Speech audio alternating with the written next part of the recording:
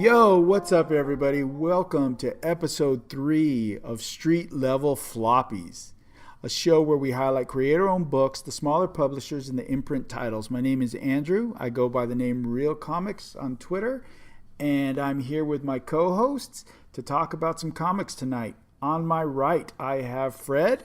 What up? And on my left, I have Chris. Yo, what's up? Excellent. And we're here to talk some comics. We also want to let you know we are proud members of the Nation of Nerds. Our goal is to entertain, educate, and introduce you to some new books that you might want to give a try. With that said, let's get into some comics and some news. It's the dreaded 5th Wednesday of the month. Yes, you know, the one where we don't get a lot of comics, but we still found some hidden gems this week. We dug around. We went really deep. Really deep. And we found a few comics to talk about today. But first, let's go over a little bit of news that's happened this week. First of all, it looks like we are going to be getting the DC streaming service sooner than we thought. Fred, what was the date that you had on that? Ooh, put me on the spot. I think September 15th was actually the day that it's released, because isn't that something to do with Batman, like Batman Day? Oh, Batman Day. Is that the day they're giving us a comic with nothing in it, and we're all going to pay for a comic that's blank that just says Batman on top of it? Yeah, it's probably something Brian Michael Bendis drew or something. Yeah. We'll probably get something there. Brian Bendis drew 5 years ago and will come out in one of his indie books. Yeah, so, it looks good. I'm still waiting to see what comics are in the service. For me, that's the big selling point, personally. The shows, I am going to wait. If I were to order the service, I'm going to wait and see if Titans is any good. Let's see what the reviews are. And as for the other shows, they're old shows. So, yeah, that's where I fall. What do you think, Chris? You ordering the DC streaming service? What? I know it's coming, like you said, the books, but it doesn't seem like it's going to be like a Marvel Unlimited thing that's just going to have everything. It's going to be like a rotating, curated, select series. So, I don't know what that's about. Also, I don't know what shows it's coming with to start. Like, what's the content? I know is the Titans going to be like the first show on there, or? Titans is going to be the first new show. There's going to be old stuff like Lois and Clark. I think Smallville might be on there. Those original black and white Superman. Just old DC related shows. Wonder Woman with Linda Carter, I believe, is on there. A lot of cartoons will be on there, a lot of the animated stuff. But yeah, nothing new right away. I mean, there's stuff in development, but it's not ready. So Titans will be the first. So part of me is like, well, okay, I'll wait till after 5 episodes of Titans before I actually buy it, 5 weeks. Yeah. And if Titans is any good, then I'll just binge those 5. Yeah, that's kind of what I'm thinking. I don't know. I've already got 2 streaming services, and, a third one, it really have to offer something. I mean, the animated shows sound good. I'd love to watch like Static Shock and Justice League and Superman and Batman, Young Justice. That sounds cool. But this is a tough sell. Just all DC stuff. It doesn't seem like enough content, and I don't know. Yeah, I'm with you. It needs a Young Justice. Fred, what do you think? I keep receiving the emails.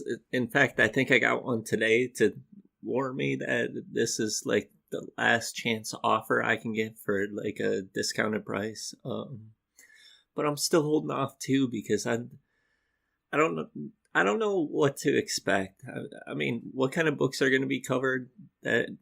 That's a definite selling point. Like, are they like good story arcs, or are they just New 52? I don't know. Also, like the old shows, like I'd definitely be into like something like Wonder Woman, like the Linda Carter stuff. That's kind of sweet, but I can get that on MeTV, here locally, and I don't have to pay $7.99 because that's on regular TV. But like the Young Justice Outsiders, once that comes out, and Titans, I think Titans starts like a month after it's released. I might jump on then. Might have to get rid of Netflix for a minute. We'll have to see. I have to see what the buzz is first. I'm not just going to jump in and just throw away $7. And then Yeah, and then is it gonna have? It's not gonna have any of the CW shows, right? Which is It kind of doesn't look like it yet. No. their most popular shows. Yeah, you could just watch those on Netflix. Now, I could see them moving eventually. It might just be that there's a contract with Hulu and Netflix. But definitely they're going to want to move off Hulu because Disney's going to be owning Hulu. So they might not want to be on there anymore. But yeah, I don't know. It's a nice kick. And I'm concerned with the comics that it's just going to be all the ones I know already. Like they're going to give you the greatest hits. Like it's going to be Hush and it's going to be, Flashpoint. And it's going to be, all the greatest hits that I already have. I don't, like you said, I have unlimited so I can read the obscure stuff. Right, and with like those books that you speak of right there, you can get for free, like with your library card using Hoopla app, which you can get all that stuff for free. I mean, there's tons of graphic novels that you can get on there. And I don't see, if it's available for free, why are you going to pay $7.99? I mean, I'm definitely a DC fanboy, but give me some content. Tell me what we're getting. And then it seems like it's going to be switching over time. So for 1 month, they'll have a certain select amount of books. And then the next month, those books will leave and they'll have another. At least I think that's how I read that right. And that's how it's going to go. It's going to be like a rotating list of books. And see, that's annoying. What if I'm in the middle of reading something? Yeah. I don't know when the switch date is and it switches me. I think a better strategy would have been for, and I don't know if this is too big of a thing, but what if Warner Brothers just kind of made a streaming service? I heard Disney is doing that. They're soon to be making their own streaming service for all of their properties. DC is such a small part of Warner Brothers property that I don't think this is gonna be like a hit. Yeah, it doesn't have enough. Well, you know what the big seller is too. Now this you have to really be a DC head. Is they're gonna have a live daily show that gives you updates and they're gonna interview creators and different things like that. So I've seen some of the hosts. Some I like, some I don't. Not gonna name the ones I don't, but people from all the major, like there's some people from Collider, there's some people from Nerdist, there's some people that are going to be hosts on the show, and so that's another selling point. It's where you get your DC news. Yeah, that sounds like it could be fun, right? Like different shows and podcasts and stuff with the streaming service. That would be cool, man. I could think of a few creative ways in which they could kind of spin that. Like they could get together like classic creative teams from like old books and talk about how that got put together. I could see something like that or something. Yeah, that would be fun. Yeah. They've got to survive until they get enough content to get us to care. I think that's the problem because once they have the content, I remember when the WWE network debuted and I kind of see it as the same similar thing because all it was WWE, right? And like, how are you going to get people to subscribe to just watch WWE old shows? But slowly they started building with their little reality shows, with the little interviews and the vignettes and different things they were doing on the show. So it wasn't just a pay-per-view. And now, it's a successful little network. So that's the route they need to go. But it takes a while to build all that content. So like the CBS app, they have a streaming service, and I wasn't gonna get it. And then they put out a Star Trek show saying, we're only going to put this Star Trek show on the streaming service. And it's like, okay, you got to watch Star Trek. So I got it, just for the season. And when the season was over, I took it out. But, it was good to have that content. You need content people want. And I don't know if, Titans didn't get off to a good showing. So I don't know if people are going to join in for that. But they've announced some good things so far. So I'm hoping, we'll see. Yeah, makes sense. Fred made a good point. I did not watch the first episode. Maybe they addressed some of these things, and we're guilty of complaining about something that they've already talked about. Just throw that out there as a caveat. Did anyone else watch the debut show with Kevin Smith? Right. I didn't watch the show with Kevin Smith. It's still saved on like my YouTube list. I kind of bookmarked it on my phone. but I think it was late that night. I was texting you, and I was like, "Oh, I'm gonna watch it," and then I ended up falling asleep. So I'm definitely gonna have to watch it. Definitely, I'm sure some of this stuff's been addressed. We're just venting right now. Yeah, we're just, throwing out our opinions. I mean, it is an expensive service. I mean, not expensive, but it's another service on top of multiple services. Listen, we're consumers, the way that entertainment is rolled out to us, it's streaming based. And if we're going to put our money into something, these things accumulate over the year. We want good content. That's all it is. It's not, I don't want this to fail. I'd love to see they announced a Stargirl show. I want to watch that. Swamp Thing. I want to watch that. Young Justice season 3. I want to see that. All these things. Doom Patrol. Yeah, Doom Patrol. I want to see these things, and I want them to be good. It's just, please have enough of it to justify that you're asking for as much money as a streaming service that has hundreds of shows and movies. That's all. That makes sense. All right, rant over. We'll get into our comics now. All right, let's get into this week's comics. Our 6 nominees, like I said, we had to dig a little harder. It was a fifth Wednesday. And sometimes it's a little harder to find a good book, but we found a few. Okay, our first book of the week is called Beyonders #1. A young boy obsessed with crop circles and cryptography finds his boring life turned upside down when he discovers that all of his conspiracy theories are true, sending him on an ultimate treasure hunt for an ancient secret spanning thousands of years. What is the connection between a lost mountaineer, an indecipherable manuscript, and the lost library of Alexandria? How is this connected to a one-eyed, flatulent Welsh corgi and endless plates of corned beef sandwiches? This book is written by Paul Jenkins, artist Wesley St. Clair, letters by Marshall Dillon, variant cover by Andy Ewington, published by Aftershock. This is Beyonders. Fred, what'd you think of Beyonders? Well, you kind of got me laughing with the flatulent dog part. I didn't. That's what it said. But I just read it.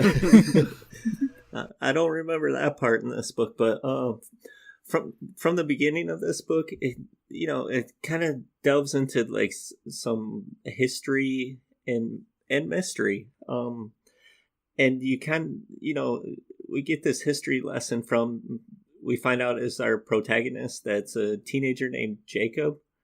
And he's kind of a conspiracy theorist, a code breaker. He tries to connect all these events that he speaks about in the beginning of the book. But then once you get deeper into the book, you kind of understand the reason why he chases conspiracy theories is because his life is as boring as his uncle's corned beef sandwiches and his fish sticks. Yeah. You can, and then... You know that the kid's definitely smart and stuff because he goes to his guidance counselor and he puts into these he tries to get accepted for MIT. Did it say like Georgia Tech and Stanford, some couple big like IT schools, and he says like I excelled in math and physics, but his counselor kind of says something that threw me off, and he says like universities look at more than academic achievement, and I was like, wait, what's going on? Like I'm starting to buy into his conspiracy theories too, but I will say this book was definitely very heavy in dialogue, especially in the beginning. And if you kind of like the remember like the movie like Conspiracy Theory with Mel Gibson and was it Julia Roberts? I think so.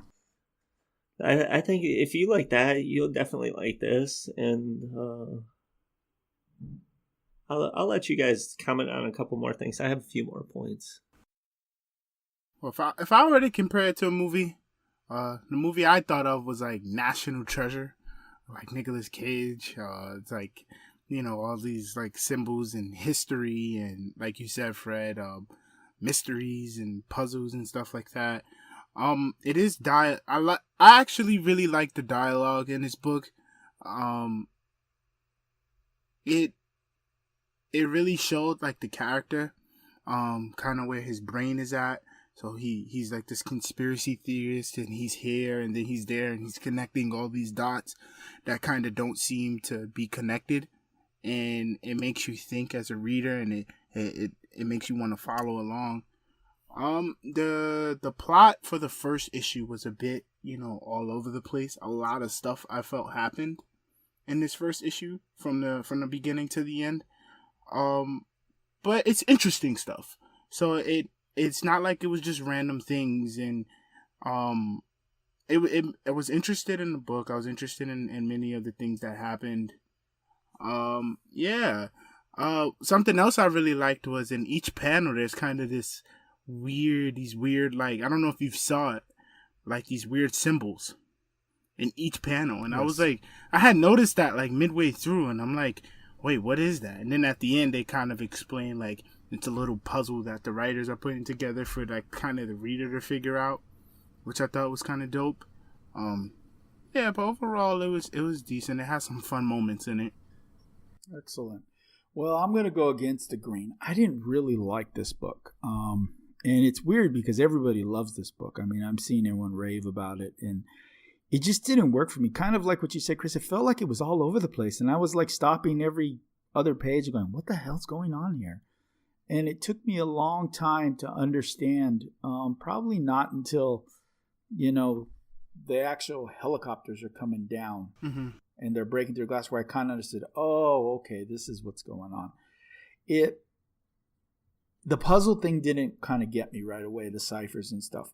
But what's interesting is the end of the book and the reveal got me excited for a later issue.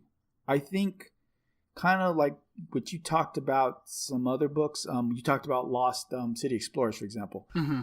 I want the adventure, and this kind of like setup didn't really work for me. Yeah. But I'm intrigued of what the possible adventure is, especially now when you say the Nicolas Cage movie. Yeah, okay. So they're going to go off and solve puzzles and figure things out. That intrigues me. But the book itself had some problems. The lightning storm that caused the problems for him, the way it was drawn, I thought they were explosions, and I was trying to figure out, how does nobody get upset about an explosion? Yeah. And it took me to, it's lightning. Yeah. And then, I'm sorry, he's a conspiracy theorist, and most teenagers already think their parents are kind of weird and something's wrong with them. How would he not guess that his aunt and uncle have some issues going on? I just think he would have caught that. Just a little nitpick there on that. I really liked how this book played into the conspiracies. Like you mentioned the lightning storms. And when I first saw the lightning storms, I thought like, okay, they're just lightning storms. And then I started thinking of like, okay, conspiracy theories, weather, and then how they have like that whole like weather controlled, lightning storms that people talk about with conspiracy theories and whatnot. And because it kind of seemed like that kind of happened on purpose to kind of like throw the whatever was going on with the parents so that he could so it could be revealed or whatever. So I was like, maybe they controlled the weather. That's a big conspiracy theory, that goes around a lot. So it was a lot of like tricky things going on in this book that I thought was cool for like people to pick up on. Gotcha. Fred? Yeah, I mean, with his aunt and uncle and stuff, and they did a lot of times sound or come across like they were very robotic at times, especially with the corned beef and him mentioning, it seemed like he just repeated certain things. But like the art that was shown when they were sitting on the couch and stuff, that started making me like look deeper into the book, because I'm like, something's going on with them. And then we turn a couple pages and we find out what happens, and that reveal was pretty sweet to me. Like, I'm like, it kind of felt like what's that director, like Jerry Bruckheimer? Like it goes from like 0 to like 100 in his movies. Like that's the feeling I got with this book. Like maybe it was they hit us with too much too quick. Mm-hmm. I don't know. But I liked how like the reveals happened at the end, and I feel like it set up like issue 2 perfect by just like turning upside down what's his name, Jacob's life that quickly. Mm-hmm. Yeah, I mean, I agree with both of your points. Like it did seem like it was a little too much too quickly in the first issue. But it also, like you mentioned, Andrew, when we were talking about Lost City Explorers and how kind of the beginning is taking too long. Maybe this writer is like, all right, I'm just going to throw everything in the first issue so we could just jump straight into the adventure. You know, because like you said, it sets up the story pretty well. You know, I kind of get it. You know, I kind of get what's going on. But what would really be concerning for me is if we get into issue number 2 and 3 and it's still just kind of all over the place without tying up anything. And you know, that's what I worry about. Like if issue 2 and 3 is like this and not follow any sort of structure and it's just kind of going crazy, then I don't know if I'd stick with it. But for first issue, it's okay. Yeah. And the puzzle idea is really interesting. It'll definitely suck in that crowd that enjoy that type of story and that type of challenge, without a doubt. You do the puzzle, Fred? No, I'm not a puzzle guy. Well, you kind of dug deep on what was the one we did recently? In Volition, when you looked up the symbols. So I thought maybe you did a deep dive on these symbols too. No, I mean this book kind of I got into this book just because of the dialogue. I like the dialogue. It kind of like was speaking to me a bit because I'm not like no Alex Jones follower or anything, but I do like a good conspiracy theory. You know what I'm saying? Like I don't believe in all that stuff. But this I like my conspiracy theories in comic books. Let's set that straight.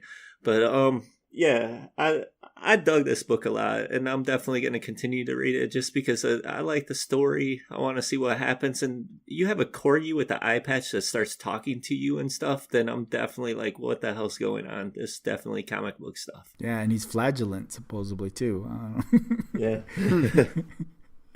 All right, so if we were going to score these things, Chris, what would you give this one? Okay, well, I'm not going to be doing the puzzles because I'm not a puzzle person either, Fred. I'm the type, if I get a puzzle in a video game, I'm going straight to the internet to figure it out. Amen. This was a decent book. I give it a 3. And Fred? I'll give it a 4. I liked it quite a bit. I'm definitely going to continue. I like books that make me think and question things, so this is definitely right up my alley. And I'm going to be the evil one that goes 2.5. It wasn't my cup of tea, and I know. At me, Real Comics, I know. I went against the grain, but it wasn't for me. Right, exactly. Send all your hate mail to him, even that Alex Jones stuff. Yes. Hey, I like the corgi. All right. Book number 2, Scarlet number 1. From the creative team that brought you Daredevil and infamous Iron Man comes the latest explosive chapter in their creator-owned epic, which IGN called one of the best comics on the stands. Scarlet tells the story of a woman whose life has been ripped apart by police corruption. When she pushes back, she starts a chain reaction of events that will bring about the next American Revolution. Written by Brian Michael Bendis, artist Alex Malev, letters by Joshua Reed, variant cover by Michael Gaydos, published by Jinx World. This is Scarlet. Okay, this is a Bendis book that is a creator-owned book, kind of, under the DC, name. I mean, it's not even Vertigo. It's, something under DC. And this book was a bit of a challenge as well. Caveat, I did read some of his earlier work. Scarlet was a series he put out in 2016. I believe it's 10 issues. You can get it in trade form. And it really introduces who Scarlet is. One of the problems is this book expects you to know a little more than probably most people will know. It gets the story running, but at the same time, you feel like there's missing pieces. Maybe the idea is to show you the missing pieces at a later time. That's how he's going to build this book up. It's a lot of dialogue, a lot of inner monologue, which is very Bendis. The art is beautiful, though. I will give it that. I did get the extra copy of the book. It's a good-looking book. the premise is semi-interesting. We've seen it before, dystopian, where the government is at odds with a certain group of people and they're rebelling. And they seem to be landlocked into one part of the city. And yeah. So, good but not great is where I stand kind of on Scarlet. Chris, what do you think? Well, going into it, I really wanted to like it because Brian Michael Bendis, obviously, he's been around for a long time, and he appears to be one of the more socially conscious writers. So he, I know when he was in Marvel, he was all about like diversity with characters. He created Miles and Riri and stuff like that. And kind of his want to do that kind of shows with this book here. I didn't read the first 10 issues. I didn't know that this was a series. So like you said, I did kind of have a problem going into it and not knowing some things that I feel the story expected me to know. Despite this being a number 1 issue, like on the cover it says number 1. When it really seems like a number 11. But that aside, it was interesting. With the recap, if you read the recap, you kind of get a sense of what's going on and why Scarlet is fighting for what she's fighting for. But like, I gotta agree with you, Andrew. It feels like there are some things missing if you're picking this up as a number 1. For instance, you don't quite. She kind of gets into it, but you don't quite fully grasp the reasoning why people are fighting with her. What they're fighting for. It's kind of just her, like you said, her and her inner dialogue.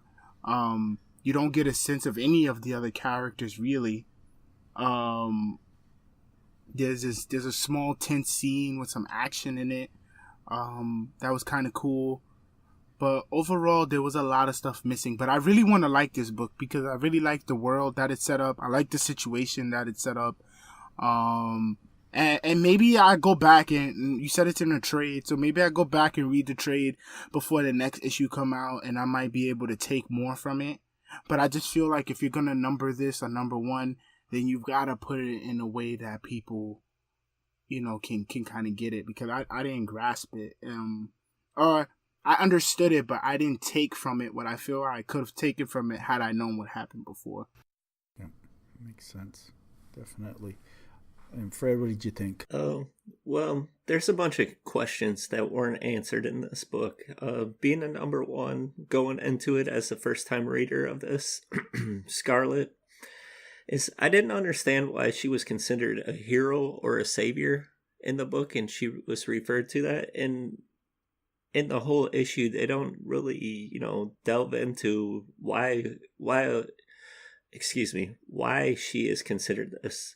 I mean, maybe if they answered that question, I could get past a few things and I could have enjoyed it more. And maybe I'm just being too critical because of the hype that Brian Michael Bendis has had at DC since the beginning. They build him up with tons of vignettes and whatnot to hype that he's coming. But what I've seen from his work so far, I'm not digging. The hype is bigger than the product he's been putting out. And maybe it's just not for me. I don't know. Interesting. Yeah. But one thing I do want to say, though, no, past the hating on the book, but a positive part is I really enjoyed the art, and I enjoyed like how watercolors were used. I thought that was extremely good. Yeah, that's definitely his style. The artist does beautiful work. Yeah, a lot of the same echoing. I mean, it had these moments. I like the use of the drones. It's very topical right now. Mm-hmm. Some of the political thought that and then dealing how they're cut off from being able to use their electronics. Yeah. There's some interesting concepts there, but I don't know. I just don't know. And it seems like this one is going to need a little more help, and it's relying on its past accolades. Mm-hmm. Like we said, IGN says it's one of the greatest comic books on the stand, but that comic book was 2 years ago. Okay. Yeah.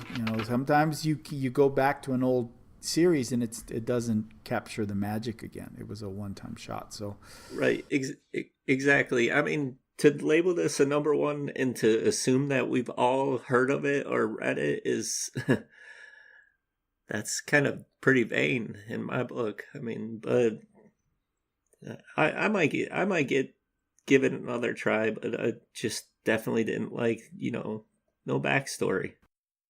Yeah, like you guys said, I feel like it can be good. It's very relevant, like you said, Andrew.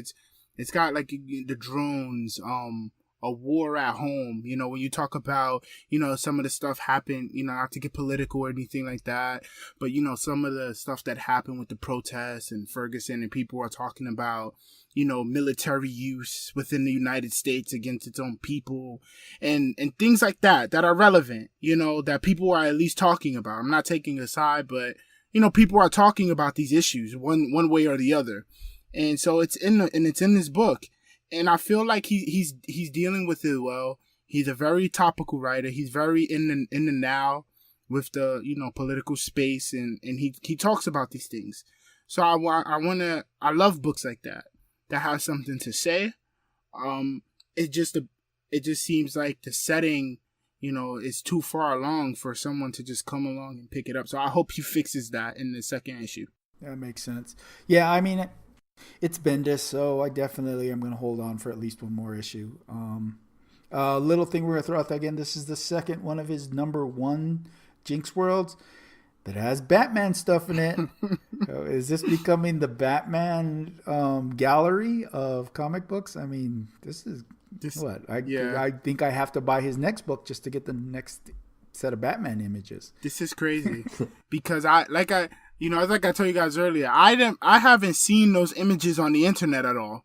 I haven't seen any editors or artists sharing like, hey, this is my cover for Batman. So I'm under the assumption that the only way to see this artwork is through this book. And that's wrong, man. That's very wrong. I don't know. And it might be telling that nobody's bought this book, that it hasn't been shared yet on the internet, because you think somebody would have posted it. People post everything. So, and it's some good artwork. I enjoy looking at that stuff. Those were some cool covers, man. I just don't agree with them, being exclusively in a creator-owned comic book. That doesn't make sense. I'm starting to question is Jinx World creator-owned in the spirit of creator-owned? You know what I mean? Yeah.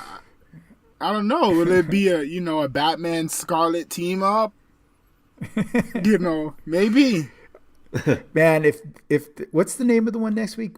Something versus Murder versus the United States, or Murder Inc. versus the United States. Bendis' book next week. Mm-hmm. If there's Batman in that one too, man. Murder Inc. I think is one of his older books. Is it coming back? I guess I didn't know that it was an older. It's something versus the United States. Yeah, maybe. I think it's called like the people versus. Or the people of the United States versus murder. It's like, not to get in a tangent, but I think it's like this book where the mafia takes over like 50% of the United States. Something like that. I read it a long, long time ago, like 2013. I'm surprised it's coming back. Okay. Yeah. Now that book right there, like you mentioned mafia, that's something I want to, I'm going to look into that book. Maybe I'll be more interested into that one. And when I read it back then, there was no Batman, nothing DC in it. So I don't know what's gonna happen this time around. All right. Yeah. I guess it's time to give it scores. So I'll go first since I took this book, and I am gonna give it another 2.5. I was criticized for giving too many 3.5s last week. Well, this will be the 2.5 week. Fred, what do you think? Yes, and we know who that person is. Mark at Nation of Nerds calling us out, calling us the 3.5 kings. But I also am going to echo that 2.5 because I'm at the halfway point. I don't necessarily hate it. I just want some backstory. I want to know some more stuff about it. 2.5, 50%. I'm 50-50 on this book right now. Mm-hmm. Very good. And Chris? Yeah, I give it a 2. Not enough happened. It set up some good things, but not enough happened in the book that made me say, okay, this is really, really good. I thought it was a little mediocre, but I have hope for the future of this series. Yeah, what have you done for me lately, Bendis? All right. Let's go on to book number 3. Euthanauts number 2. The Dead Speak. Grant them mercy. We learn who is alive and who is dead, for now, and who is the boy who burns things so brightly. A look at the very first Euthanaut, funeral home receptionist Talia Rosewood's life has just changed forever in this provocative new series. Retailers? Oh, never mind. That's something else. All right. Written by Teenie Howard. Art and covered by Nick Robles. Colors, Eva de la Cruz. Letters by Aditya Bidikar. Variant cover, Caitlin Yarzinski. Published by Black Crown. This is the Euthanauts. Chris, Euthanauts. Okay, so this is the second issue of Euthanauts. I did read the first one. I can't say the plot has exactly come to me. I did a little digging online. Tried looking at, some other people's opinions, and people seem to be really high on this book. But me personally, I just quite can't grasp what the book is trying to tell, the story it's kind of trying to tell. It has a little problem with its sequential storytelling, so it jumps around and it doesn't quite follow a structural flow to the book, which comic books should have a sense of. I know some people play with it, when it gets a little psychedelic and things like that, but it's really hard to follow for me. It has a lot of themes of like the afterlife. It also seems to have to do with some science themes in there, but it just kind of bounces around to the point where I personally am having a hard time, figuring out what's going on. After we're done with the show, I think I'm gonna go back to it and really try to pick it apart some more to see what I'm missing, because I don't want to just, because it could be telling a coherent story and I'm just not getting it, and I don't want to say it's a bad book because I'm not getting it. But I don't know. How do you guys feel about it? Well, I mean, the first issue I felt was much better. I know Andrew's on the other half. He thinks the second issue is better. For me, I felt like this book was an introduction of, is it Dr. Wolf's, her team? Mm-hmm. And kind of introducing us into those people. And I felt like this, this issue was used to move along what happened in the first issue. Kind of. I don't know. I mean, the first issue kind of hit me because of the dialogue and stuff, and there was some edgy things that they said in the first one. This one was, more so like the introduction aspect, and it seemed to be, now don't take me wrong, I love Panic at the Disco music, Fall Out Boy, but it's pretty emo. I mean, I'm not all into like the dying and speaking to the dead, so I don't know, but the art, I love the art by Robles. I thought a lot of stuff was good. Some of the colors helped things pop for him, but this, it's just not as, to me, it's not as good as the first issue. Interesting. Yeah, there's definitely an emo aspect. Our lead character, Talia, is very emo. She works in a morgue, She doesn't believe her. Yeah, and she doesn't. My friends, I don't really like my friends. They're not really my friends. Then she has new friends all of a sudden, but she's not sure she likes the new friends. Yeah, she's a very emo character. Yeah, so this is definitely an emo book. And then the thoughts on death. She's obsessed with it, in essence. Mm-hmm. That's probably why she works at a morgue. She can claim it's just a job, but I think she gravitated to that type of job, is what I'm getting from both of the books. It was deep in some ways, but it was also very confusing. Like you said, it jumps all over the place. There is no linear line to it, and I don't think it was done as well as maybe as it was done in the first book. But something about this one, maybe because it explained what I didn't get in the first one, maybe that's why I like this one more than the first one. Because you make a good point, Fred. It feels like this filled in the gaps that the first one left you guessing. So from that point of view, on its own, it's kind of a very drab book. The art is very good, yes. The drawing, the coloring is very good. It brings a lot of emotion. The characters are semi-interesting. I want a little more still. The lead, like I said, she can be a tad bit annoying, but I guess that's the whole point of this, being an emo character. Anyone else have anything here? No, I mean this is definitely like kind of like in Beetlejuice, like the Winona Ryder character without the comedy in the book. So I mean, it's a decent book though. I guess you guys liked it kind of more than me. I don't know. I like I said, I'm gonna go back, and I looked up, just to get a feel of how people are feeling about this book this week, which I always do for all the books, just to kind of test my opinions against others. Not that it'll necessarily change mine, but I feel like it's an important process when you're reviewing books. But like I said, I felt like it was just a little convoluted. There's a lot of dialogue. More so in the first one than the second one. I felt like they kind of fixed it in the second one, the dialogue issue. There's tons of dialogue in the first issue. I guess I'm hoping like they just start answering some questions about where does this technology come from that allows, her to do this and for them to see, the dead and how does that connect to the real world? I'm looking for answers here because they're just kind of introducing more topics and more things without answering other things. So that's just my opinion. Yeah, it was difficult. I read it more than once to really kind of get my place where I felt. So I could totally get you. It's not something you read once and accept. So Fred, if you were going to give this a score? Because of how it ended and you kind of see how it's set up for the third issue, I'll give it a 3. And Chris, what would you give it? I want to give it a 1, but the art is too good. The art is too good to give it a 1, so I give it a 2. Yeah, okay. I'm going to give it another one of my 2.5s, man. I'm sorry, but that's where I'm at with a lot of these books, 50-50. I want more. I don't know if I'm just not getting them this week, because like you, I did look, and it's like, wow, some people are like raving about this book. What am I missing? I'm trying to figure out what I'm missing, but yeah. And please don't think we're bagging on your book if this was a book you enjoyed. It just wasn't for me. I'm just talking about me. I'm not talking about the book. Tini is a great writer. The art is beautiful. It's an interesting concept, and I'm sure to some people it really speaks to them.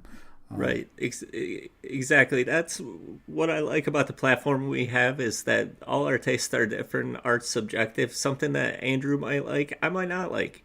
And same for Chris. Yeah. So, I mean, we're just giving you our perspectives. Maybe you can, connect with one of us that, you might feel the same way. Exactly. And we are buying these books, and we're going to try a second issue. So, we're trying to figure out what it is we're missing, because a lot of people whose opinions we do value have said that they're something we should check out. So, yeah. Very cool. All right. Chris, yeah, you did give a score. All right, let's move on to the next one. All right. The next one is House of Muck, #1. It's a first issue. 10-year-old fraternal twin Dylan Sandifer and her family have fallen down a rabbit hole full of secret implants, conspiracy theories, Mandela effects, extra-dimensional invaders, and organ thieves. As the attacks against them intensify, the Sandifers light out on a cross-country search for answers and salvation, blazing a bloody path of torture, arson, and murder. Can young Dylan save her family from these delusions? Or is this ornate conspiracy actually true? The Sandifers are experiencing a mental condition known as folie de deux, a shared madness that will drive them to kidnap and torture strangers, burn down secret safe houses, and do whatever it takes to stay alive.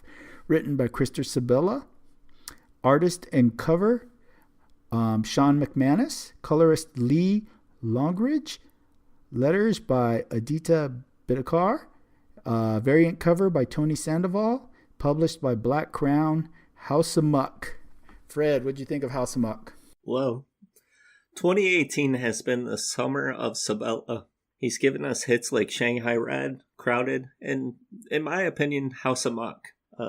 If you like books like Stephen King's Dark Tower, chances are you probably like this book. I consider this book a psychological thriller / maybe supernatural horror book. There's plenty of heavy things that happen in this book.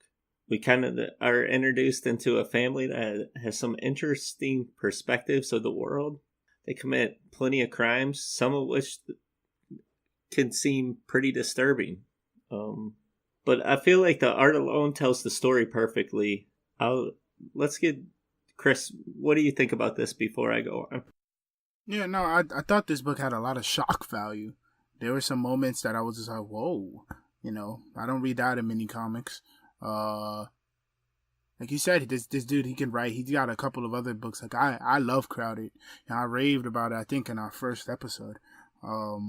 So, and Shanghai Red too. I raved about that in our last episode. And so, I wasn't as hot on this book as the other two, but it had some interesting characters. I really like it for the characters in the family, especially the two twins.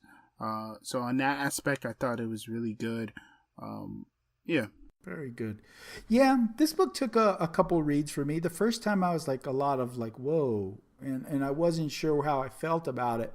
And then I went back after and thinking about some more things, and you can see a little more. I paid more attention to the Dylan character, the one character who supposedly is sane in this insane family, and seeing it a little more through her point of view. And I saw, this is wild. I kind of like this. I really saw like the wild side of like this whole family caught up in this like group psychosis where they all are believing the same thing, I guess. And I'm questioning, okay, are there really like these monster creature, whatever they are, or is it completely in their mind? And then you mix in like these crazy murders and these crazy, everything that's crazy about this whole book. And now they're on this bloody road trip. Even that map at the beginning of the comic makes more sense now. There's a map that has like a bloody traced line on it, and that must be their adventure of murder and mayhem that's about to take place. Sabella is on a roll. That alone will bring me back to another book, and this book's going to get deep, and I'm kind of excited. It took me a while, but I'm kind of excited for this book. Fred? Yeah, I mean, this book reminded me, like, as a kid growing up and seeing Natural Born Killers for the first time, like, how that movie shocked me. I mean, it makes me wonder if Sabella's on peyote when he writes. But enough about Sabella, but the art was really good too, and it kind of does have a kind of Sabella feel from Shanghai Red, because in the moments of violence, it kind of gets darker in tones and colors, and even some reds. I felt like the panels were drawn so good that you could just look at the art alone and kind of see where the story's going, like if it matched the words completely. Without a doubt, I agree with you on the art. Like I said, Dylan's facial expressions. She has some faraway looks when they focus on her face, like she's like not there, and she's like, well, like what are they doing? I'm not seeing what they're seeing. Right. That's interesting because you get like you said, when you start looking at it from Dylan's perspective, you start to see like, okay, the family makes her feel like the weird one. Yeah. Right? The family makes her feel like the outcast, like the one who's always scared. When really, it seems like she's the normal one. She's the one having normal responses to all of these things. So that's really interesting. The older brother, he seems to have something weird with him going on that I don't quite get yet. That they're showing in some of the flashbacks, and it's like, wait, what's he up to? This family is nuts. Yeah, that's why, like, 2 rereads. Like, at the beginning of the book, it's the brother who's in the mask. And I didn't catch that right away. I'm like, who's the dude in the mask? And then, you read along, you come back, oh, it has to be the brother that's in the mask at the beginning of this thing. And so, there's little things. Because it's done, like, in a flashback sense, like a Tarantino movie, showing you the end before and then going backwards. It does a lot of that. Yeah. Crazy book. That's a good point right there, because I didn't, in the beginning when you read the book and you see all that action and then you get into it and she's reading her report or writing her report about what happened over the summer. Like, I'm like, whoa, this is crazy. This is getting nuts right now. What am I getting into? What's Sabella doing to me? But at the end, like, you realize, like, what Dylan has to make an important choice at the end of the book. You know, like, either do what the family is doing, or, you know, run away. Yeah. But when run. Go ahead, Chris. I'm telling her to run. But you know what makes this even crazier is it's not just an attachment to your family, it's that attachment to a twin. That's a whole other level of attachment we're talking about. Twins have a very special relationship. So her twin is crazy. And to her twin is everything. Like, they almost can't be without each other. They complete each other. So to run away and leave the twin, that's almost unthinkable to her. So that's a whole other level of deep. It's one thing to the rest of the family, but for her twin sister, that's wow. Some craziness. So Fred, what would you score this book? This is definitely like the book I enjoyed the most this week. I'm going to give it a 4.5. Wow, big 4.5. The scores are getting bigger. Things are getting better. Okay, Chris, what do you think? I'd give it a 4. It has very interesting themes. I really love the characterization. And I'm excited to see the fate of this little girl and what ends up happening to her family. This is going to be a really fun ride. Yeah, agreed. I'm going to give it a 4 as well. I think there's an interesting story yet to be told, and I really am curious to see when Dylan finally has to make that break with her twin. So, yeah, very good. All right, let's move on to the next book from another one of our favorites here at the show, Bone Parish number 2.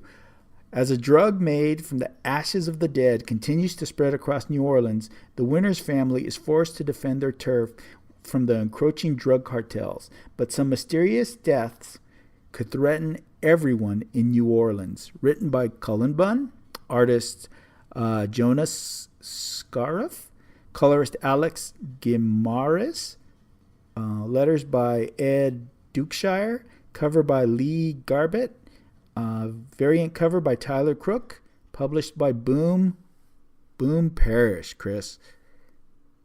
Bone Parish, excuse me. Yeah, I thought this book was really good. Of all the books that we reviewed this week, this was my favorite. Did we speak about issue 1 on an actual episode, or was that that was one of our practice ones? Yes. Yeah, so you guys didn't get to hear that, but we reviewed the first Bone Parish, and I believe I gave it a 5. I really loved that one, and this continues. The same thing. It's great storytelling, so it continues to answer some of the questions that we had in issue 1. Like, I wonder what's going to happen because of this, and I wonder what's going to happen because of that. And it kind of continues to tell that story. And on top of that, it adds more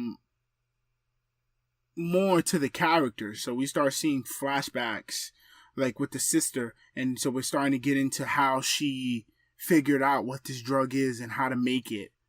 And you start to see more about the eldest son and how he became and stuff like that. And you start to see the relationship between the family, which I thought was the strongest part in the first issue. One thing that was interesting to me about the second issue was it seemed to omit one major character from the first issue. Which one was that?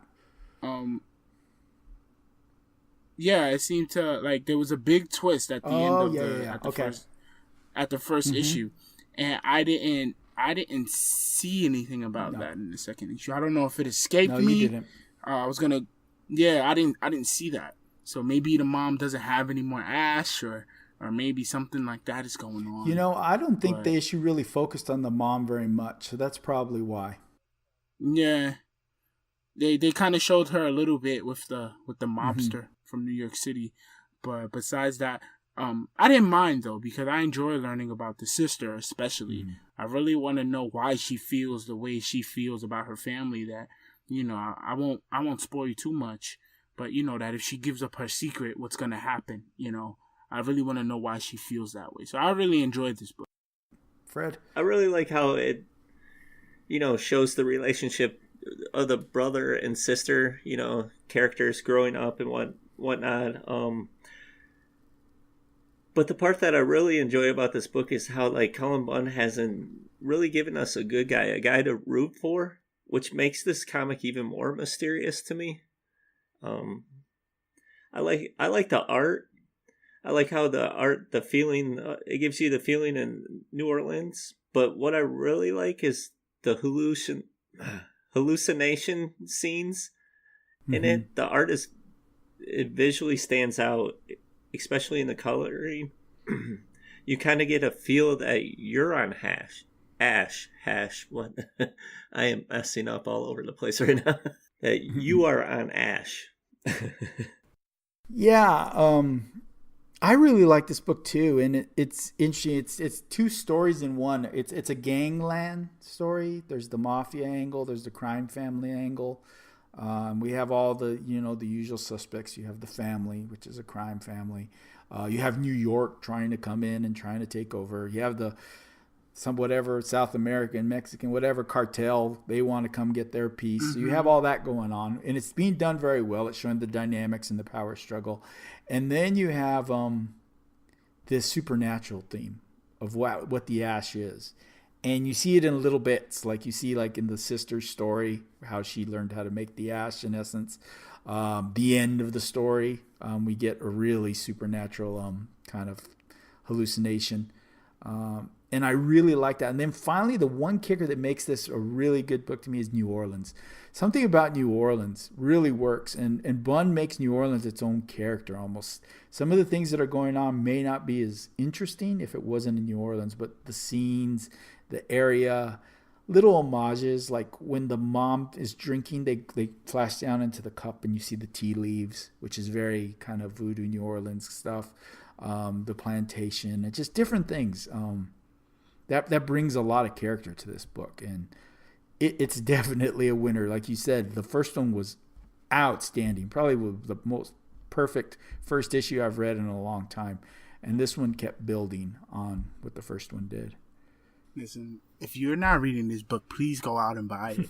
This is really enjoyable. I want to go off a point that Fred made about like not knowing who to root for. It really gave me like kind of this Breaking Bad type feel, right? Where it's like, who the hell do I root for, right? Like, because they're not doing anything good, but you like them so much that you can't help it.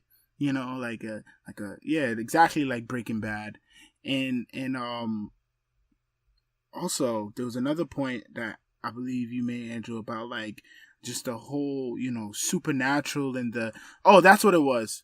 When you started talking about the South American, like that scene at the end was crazy, right? Where like he kind of realizes what Ash can do and the kind of experiences that it can bring him. Just that alone was amazing, because you kind of there's tons of room to write those out, because from what I understand, Ash, when you take the ash, you experience the dead person that you took. You experience their experiences. So I feel like Cullen Bunn is gonna get real creative with that. We're gonna see more scenes like that of these people just having these crazy ass trips, and I'm up for that. Yeah, definitely. The types of addiction that can be created, you can get any kind of experience you're looking for. Yeah.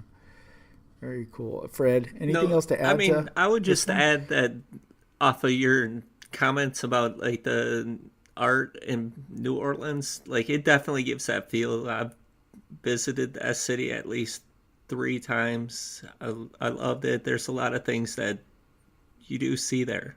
So it's definitely enjoyable. The art really hits home.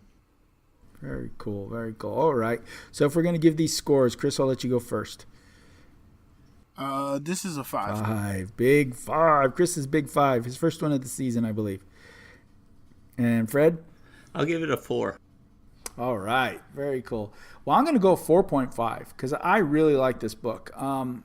It advanced the story, gave us more of the family, gave me some nice backstory on why each character might be the way they are, and then that nice little ending with the ash and that little hallucination. So yeah, definitely high marks. Colin Bunn, once again, if you see his name, might as well at least try it because more than likely you're going to want to keep reading it. All right. Last of all, the last book of the day is Submerged number 2. As the worst storm in New York City's history crashes over its streets, Ellie Fuentes' desperate search for her brother Angel takes her into the terrifying depths of the subway system. There she finds a lost, helpless child and is confronted with the stuff of her nightmares. Written by Vita Yala, inker Lisa Sturley, I believe, colorist Stella Dia, letters by Rachel Deering, variant cover Jen Bartel, published by Vault. Submerged. Chris, go ahead and start us off with Submerged. Submerged was interesting. Unfortunately, I didn't get a chance to read the first one, the first issue, because this is issue 2, yes. Correct? Mm-hmm. Yeah. So I didn't get a chance to read the first one, and based on what I read, the first one was really integral to what happens in the second one. So I felt really bad. I just didn't have the time to go back and read the first one, unfortunately. But however, I will say, the second one did have some moments in it, and it had some great art as well. So I enjoyed it on that front. Very good, very good. Fred, what did you think of Submerged? In this issue, I like the focus of Elle and her mother's relationship. When they went to the flashbacks, it almost had a real feeling like this might be something personal that Vita experienced in her life. To me, that's how it felt. I really enjoyed the art. I felt like the art jumped off at the pages in some parts, and the colors are just beautiful, just like the first issue. Yeah, I mean, this book is definitely good. I felt like the first one was a bit better, but I mean, I'm still invested in the story, the characters and stuff, and I'm very interested in where it's going to go next. Yeah, I would agree. The first book was a bit better. I get from this book kind of a bit of a folklore mythology. The imagery that she's talking about and seeing her mom in this fashion, it made me think of an old Mexican tale of the Llorona, like almost like her mom is a ghost and is trying to capture her, and yeah, and the fact that the subway is supposed to be flooded, so she's down there where the water is. Also, the anxiety that the fact that thing's gonna flood adds to the tale. It kind of pushes it forward, like constantly reminding you with these little announcements. It's going to flood. You need to get out of here. This is dangerous. You shouldn't be down here. And they constantly keep reminding you, despite the supernatural tale that she's going through, that this is going to flood. And I don't think the character, Ellie, knows that she's on this journey. Like, this is something from the first one, Chris. She runs into these 3 homeless, like, people that are down in the subway, and they each give her a coin, and they talk about, okay, this coin's for this person, this coin's for that person, and it makes me think of, you have to give the money to the ferryman to get across the river Styx, and then you need this one to get back, and this one. So there's all this, and the character doesn't realize she's in this journey. She just thinks she's in the regular old subway looking for her lost brother. And so go ahead. I was gonna say, yeah, like Fred said, those moments in the beginning that she has with her mother, I hear a lot about kind of like, not to spoil anything, but like homosexuality within, a Latinx community and household, and kind of how that may not be the most supportive environment for someone, and it just really, you get these like moments between her and her mom that are really tense, and it just appears to be wanting to share that experience of a Hispanic woman, growing up, or Hispanic adolescent growing up in a relationship with family and their mom and stuff like that. And so I thought it was an important book, and I enjoyed it for what it was. And they elevate the son above her, even though he's younger. And he doesn't seem to be very good at what he does. He gets himself beat up and different things, and she's constantly having to take the brunt of his mistakes because they're elevating, which is very common in families. They can do that. Yeah. Fred? Yeah, I mean, the relationship that she has, like, they don't really necessarily speak a lot about the brother. This is more like, in this issue, it's more about, like, her relationship with her mom. But when they do speak about it with her brother, it almost feels like she's raising him, and it's her responsibility and not the parents. And they kind of use, like, the fear of the father to be, like, what would your dad feel and stuff. It really felt personal. Like, it was very something that maybe she went through, or she understands totally that she just wanted to share it. Like, you're not alone. People go through this, you know. Yeah. But I totally like this book. I could say I'm totally submerged into this book. See what I did there? Yeah, I did that. Party foul. But are you guys ready to give scores, or? Yeah, let's give some scores. Go ahead and go first, Fred, since you're submerged. I'll give it a 3.5. I really enjoyed this book. I can't wait to see what happens in the following issues. Yeah, 3.5. Excellent. And Chris, what do you think? I give it a 3. The art was beautiful. I really am looking forward to this story progressing and seeing more about this young woman's experience, and just how she feels. I really want to see more of that, and I love the setting that it's set in, so I love the way that it's telling the story. So I give it a solid 3. Excellent. I'm going to go with a 3.5. I really liked it too. It does feel like a personal story. She maybe has injected some of her past experiences into it, and she seems to do that a lot. In a lot of what she's done, she seems to insert a character that is a Latinx, Afro-Latina character into her storytelling, and so she puts her point of view. So that's very common. Now, interesting enough, we decided to pick Vita Yala as our artist spotlight this week. Unlike our other two spotlight creators, she's a newcomer. This isn't somebody with a big catalog of work. As you're going to see, you're going to find out it's very small stuff, but she's hot. And I think by this time next year, we're going to be talking about her the way we talk about some of these other up-and-coming hot writers. All the pieces are in place. She has big projects coming from the big two. She's about to get a big assignment with Valiant. There's a lot coming, and she's a worthy person to watch, to keep your eye on. So, Fred, what do you have on Vita Yala?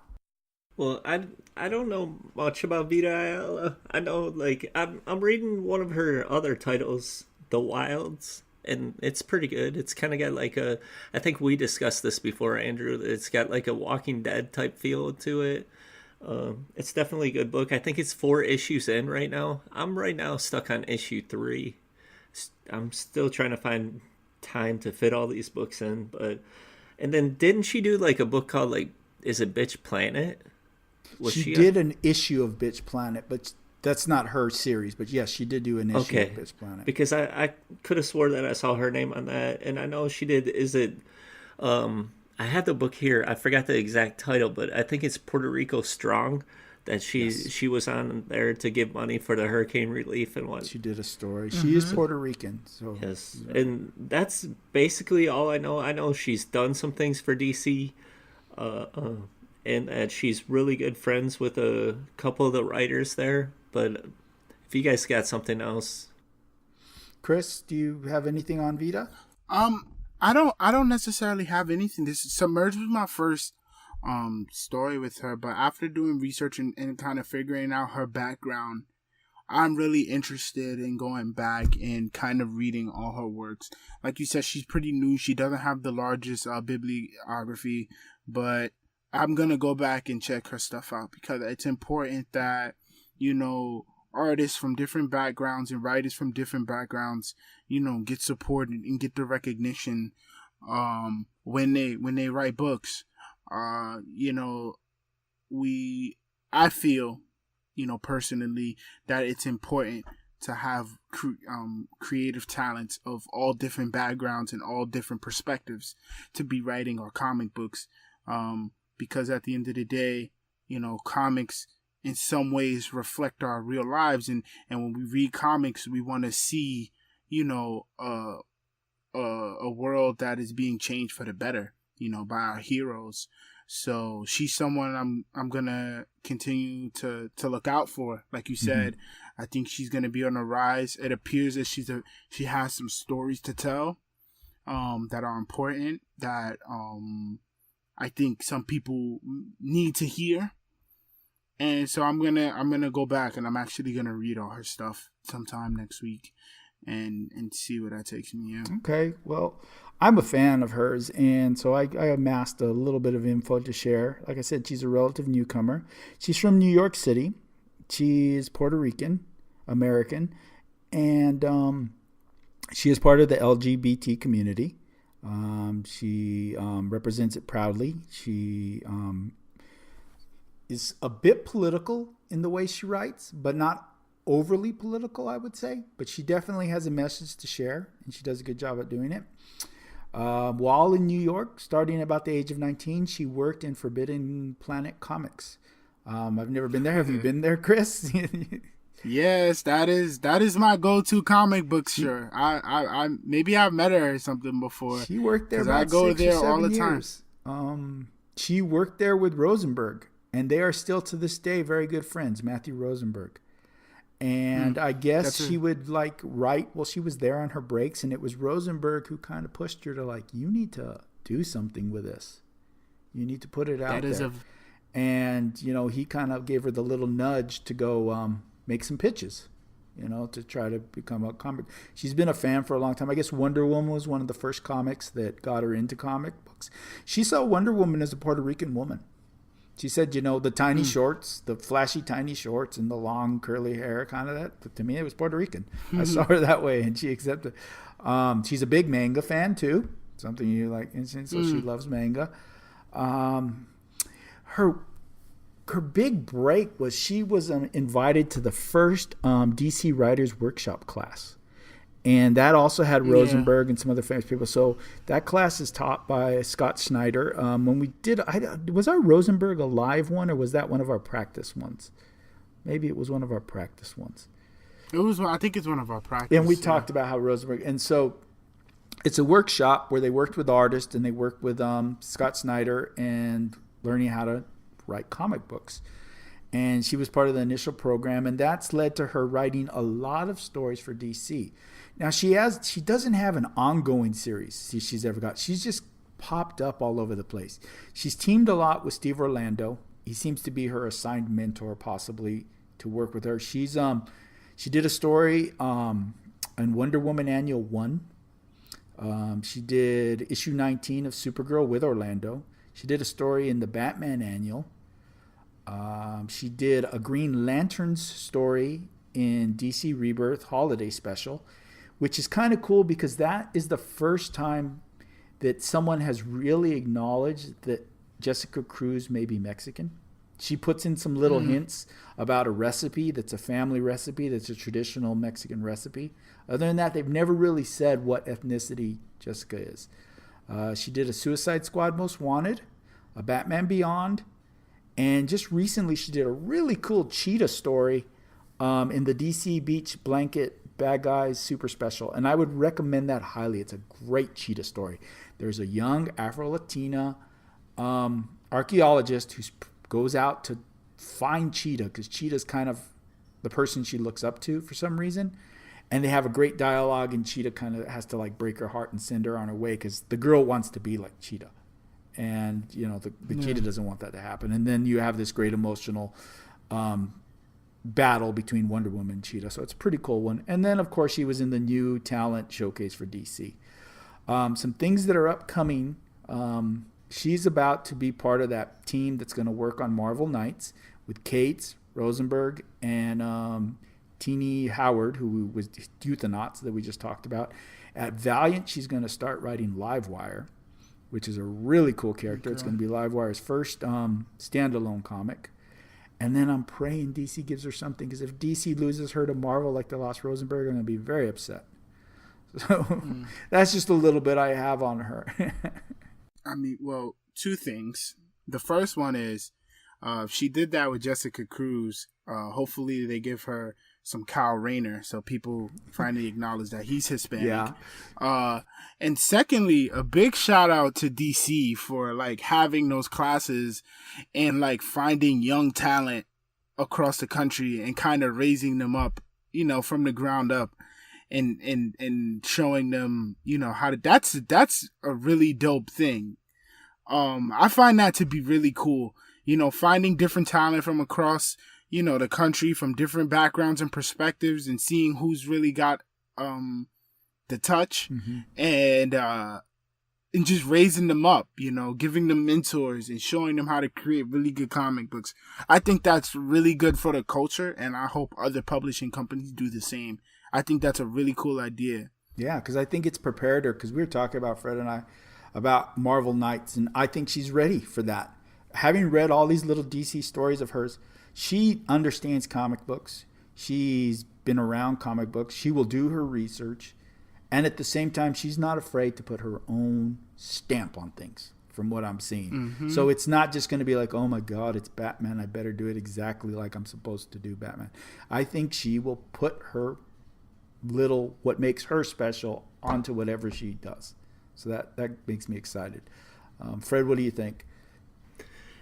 I'm really excited because I did see a tweet, but I can't remember, like she mentioned like 5 or 6 books that she's working on, so you know she's hot right now. Everybody's gonna get on her.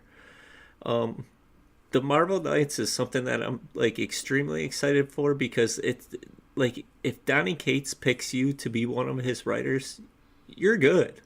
Like, this dude, he knows his stuff, and he knows what he wants to write. So I just can't wait to see like what she does write for him. Yeah.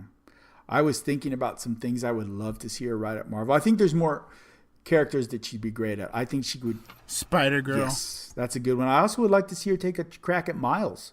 Don't just make it just female characters. I think she could do something interesting with Miles.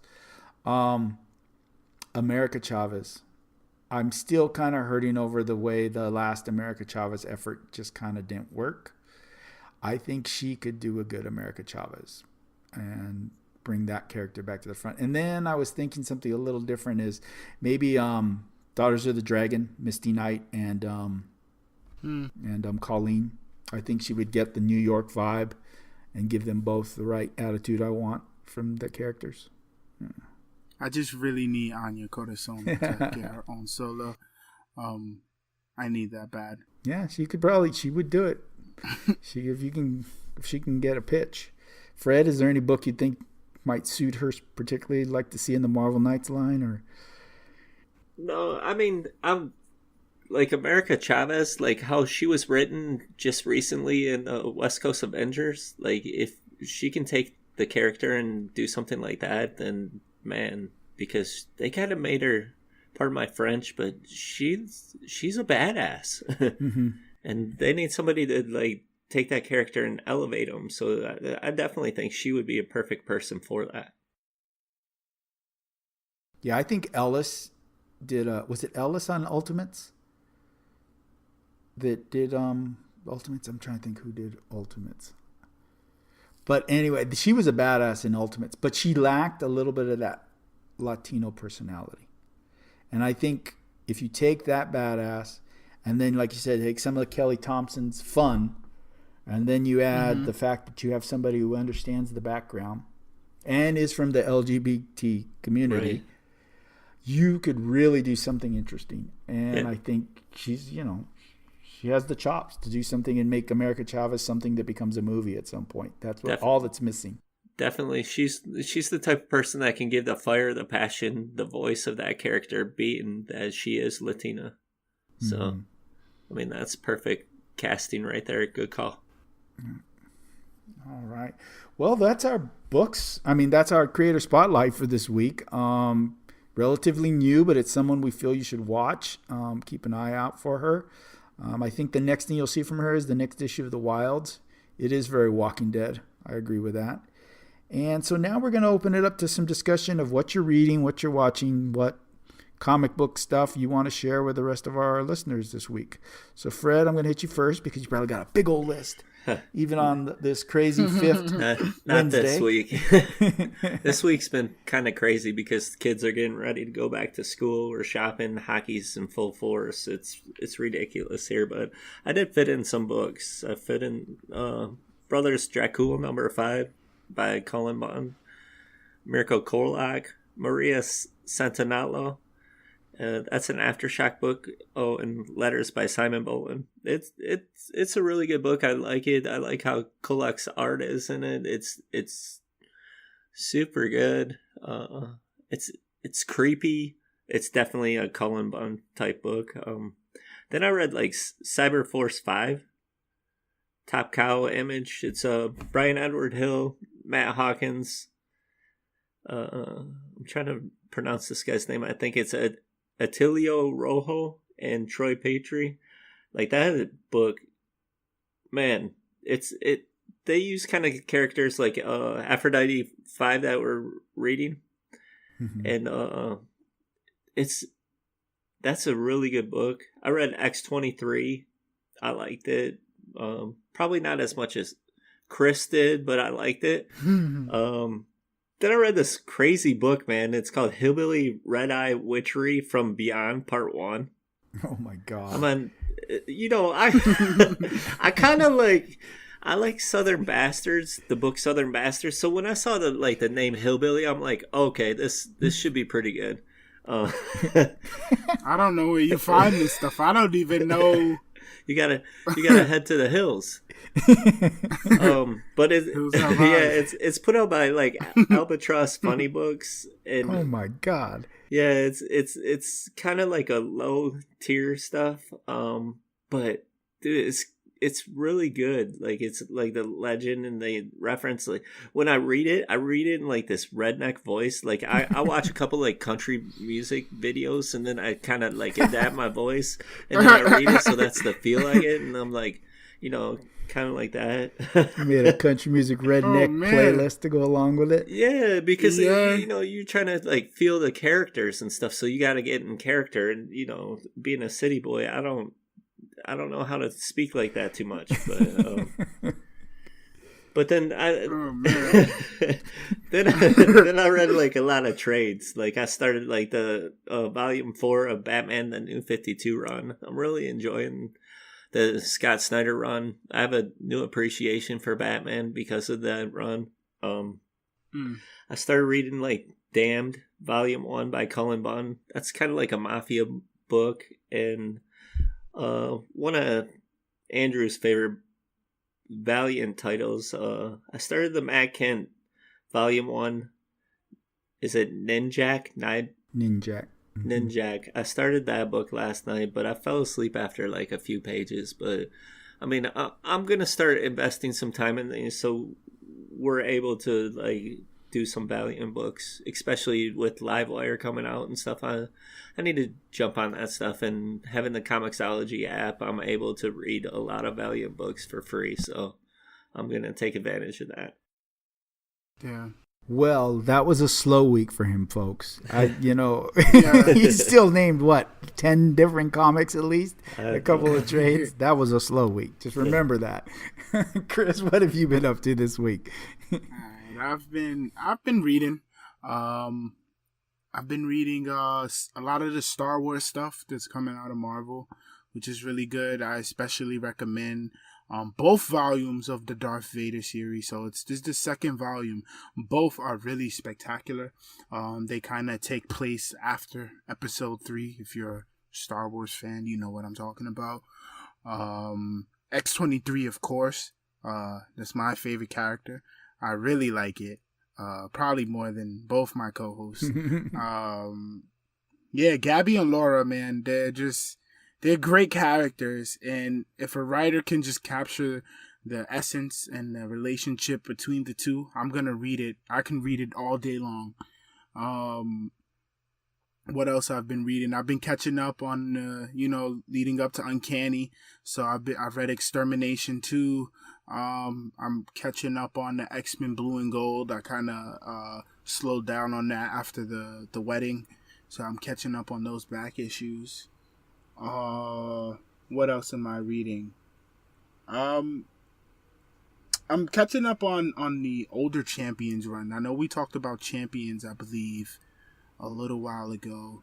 So I'm catching up on that. What else? Oh yeah, one that's really good is Peter Parker, the Spectacular Spider-Man. So I feel like that's the one Spider-Man series that like people don't talk about, but it's been coming out for a while now. It's got about 3 or 4 trades. So that's interesting. A lot of people have been talking about like, the regular Spider-Man run. Yeah. But Peter Parker, the Spectacular Spider-Man is a very good book because it just tells classic Peter Parker stories. So if you're a big fan of Peter Parker, then I recommend that book because it's none of that cute stuff with trying to change him. It's just Peter Parker as you know and love him, getting into some shenanigans with some villains, and I really, it seems like a book that's for everyone. So it's not really a lot of dark stuff going down, but it's really fun if you love Spider-Man. Excellent. Yeah, I echo the Darth Vader. The Darth Vader is a really good book that people don't think about because it's Star Wars. And that's Charlie Soule, I believe. And yeah, that's a really good book. Even if you're not like a Star Wars fan, this kind of takes Darth Vader to a whole nother level that you get to like know him on. I don't want to, spoil anything for anyone who might be looking to get into the series, so I won't.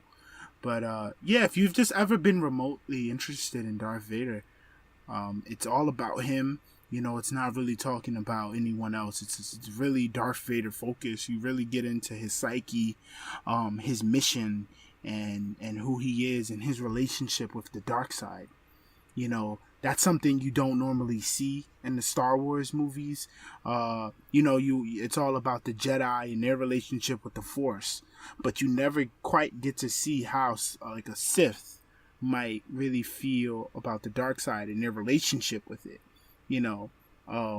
So I won't get too deep into it, but because I geeked out enough. But yeah, check out Star Wars, Darth Vader. Yeah, definitely. I'm going to steal a little from the Nation of Nerds last week. Rico, I think, touched on that book, and he basically said Darth Vader doesn't love. Yeah, he goes out of his way to make sure there's no love in the world. Fred, really quick, that Brian Edward Hill book, is it related to the Aphrodite 5?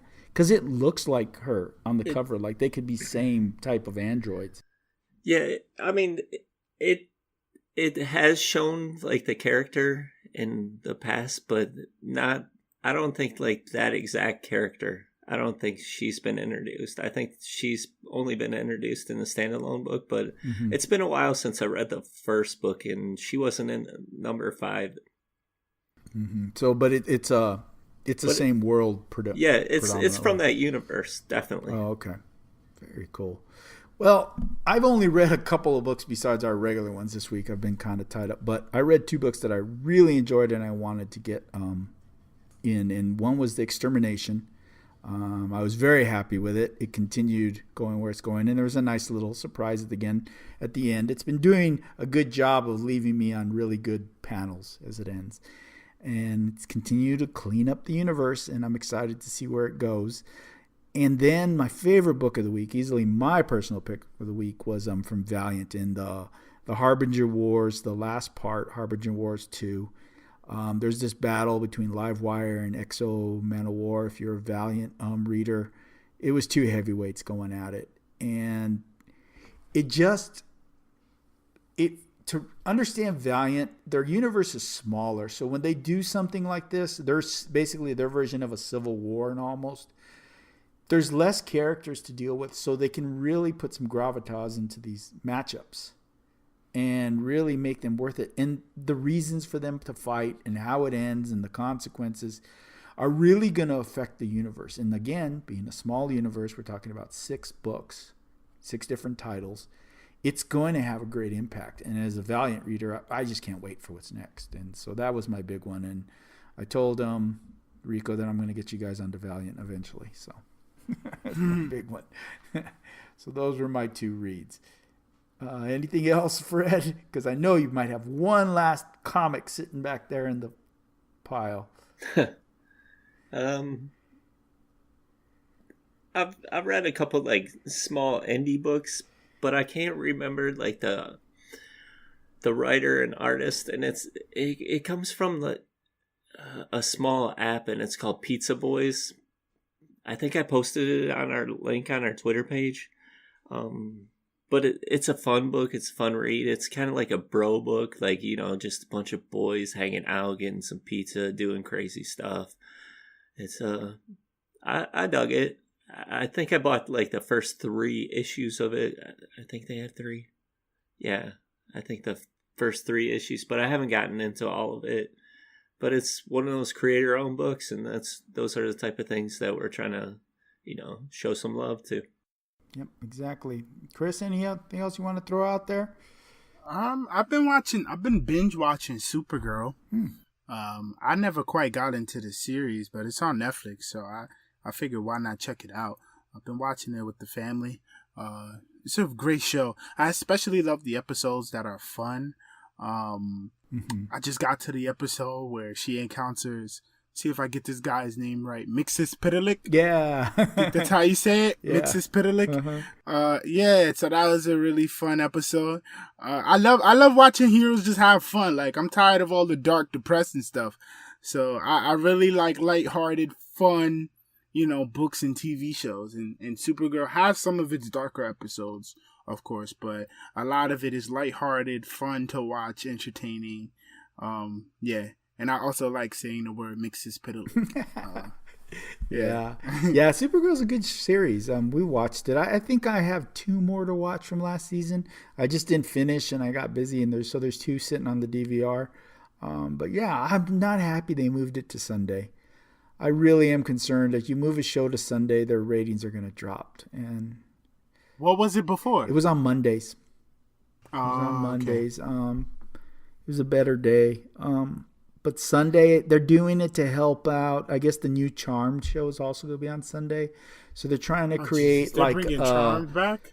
Yeah. It's all Latinas. That's the only interesting thing. But yeah, they're bringing Charmed. So I think they're kind of going for a young female audience on a Sunday night, an alternative to Walking Dead and Game of Thrones type stuff. You know, maybe they'll get a younger female audience. So I get it, but I am concerned. Whenever you move a show to that day, it's not so good because it's a good show, and I'm looking forward to the crossover. I'm ready for Batwoman and all these other cool characters they're bringing in. Yes. So, all right. Well, unless anyone has anything else, that sounds like our show for this week. Hey, I just want to add one thing. I listened to Mark and Hiram's fantasy football podcast today, and I want to address something that they spoke about. So why not do it here? I want to address that Olive Garden is not Italian food. Forget about it. Okay, wait a minute. Does this argument stem from the argument that started on the Cool Damn or Cool Awesome podcast? What's the name of the movie one? Cool Ass Podcast. Yeah, Cool Ass Podcast, where they were arguing whether Panda Express was Chinese food. Yes, absolutely. So then they took it the next level and said Olive Garden. Okay. Mark and Hiram were speaking about it and saying, like, you know, talking back and forth about Italian food, and like I forgot which guy asked, but they said, you know, is that like saying Olive Garden's Italian food? And they were both saying how they liked Olive Garden stuff. No, that stuff is fugazi. Okay, forget about it. Oh man. Okay. Come to the Bronx, man. Come to the Bronx. Right. Little Italy has some great Italian restaurants. I eat there a lot with my family. That's some real Italian food, right, Fred? Yeah, exactly. I mean, it's not like That's like saying Sbarro, you know, like you go into the mall and saying Sbarro's like the stuff. That's no, I'm not hearing that. If these guys say Chipotle's Mexican food, I'm unsubscribing. Ooh. Across the board. They've been warned. Ooh. Shots fired. Shots fired, man. It seems like they're going down the list and turning everything fast food. All right. Oh, man. This is becoming a beef? Yeah. Sorry, I had to get that out there, man. It got personal. Diss track coming soon. All right, man. Well, that's it, guys. Once again, thanks for joining us. My name's Andrew. You can find me at Real Comics on Twitter, REELCOMICS. We can also find us at our podcast page, Street, STREET, Level, LVL, Floppy, FLOPPY. Leave a comment, leave a question. We can answer it. Let us know. Interact. Tell us what you like, what you don't like. Maybe some book you want us to look at. Okay, Chris, where can they find you? You can find me on Twitter at panels_hoodies. I'm on Twitter. I've kind of been busy, so I haven't been on there lately, but I do see my notifications. So if you want to talk about something that I spoke about on the podcast, or you're interested in a point I made and you want to talk about it, I'm all for it. Hit me up. Excellent. And Fred, where can they find you? You can find me on Twitter at ComicsFred. My name on there is Fred Reads Comics, I believe. I can't remember. But yeah, and also, hey, you know, if you have an iTunes account or something and you like what we're doing, give us a 5-star review. We'll be your friends forever. Yes. Drop a review, subscribe, so you get our podcast when it drop. You can find us on YouTube. You can find us on Spotify. You can find us on Stitcher. You can find us on Google Play. There's all kinds of places where you can get a podcast and you can give us a follow and a listen. Last of all, a shout out to the Nation of Nerds. Shout out to Comic Book Corps. A shout out to what's the name of the Final Fantasy podcast? Nation. Well, I don't think it has a name. It's Nation Nerds Fantasy Football. Cool ass Nation of Nerds Fantasy Football. No, it's Nation Nerds Fantasy Football. But I think it's under his label. I don't think he's changed the name. I think it's like hashtag NON Fantasy. That's what he's using so we can do this.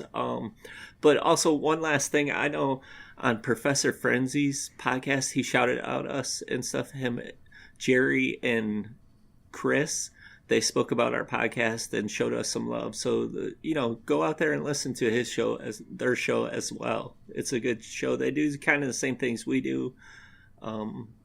There's some good guys. We interact a lot with them. So, give them a follow. Excellent. Very good. Well, anyone else have anything to drop? No, unless you guys want to talk about Olive Garden. No, you're on, Fred. Okay, well, just like the streets we call our home, show some love for the creator own.